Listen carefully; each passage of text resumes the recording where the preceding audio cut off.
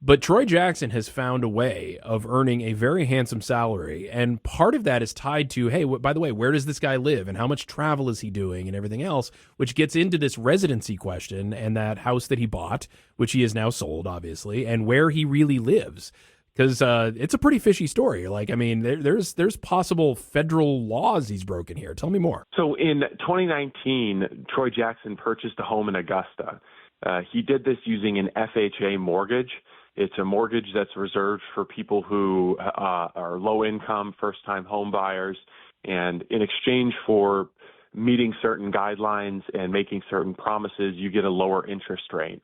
So Jackson went for the FHA loan, got the low interest rate, and when he signed the loan, he agreed to an occupancy clause, which said that he was going to make this home his primary residence for at least a year. Now, this home is in Augusta. It's 240 miles drive away from his home in Allagash.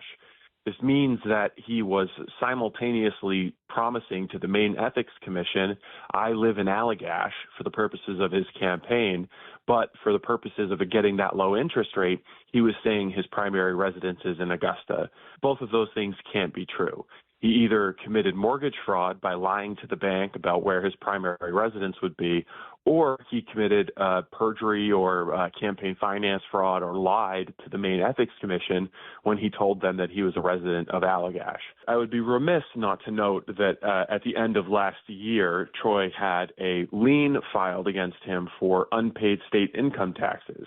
And can you guess what address that lien went to? It did not go to his Allagash address. It went to his address in Augusta, because even though he sold the house in Augusta, he very quickly got a condo very near to the State House. So this is a guy who has lived in Augusta for years, which makes sense. It's convenient for a guy whose entire business revolves around, where the taxpayer money is.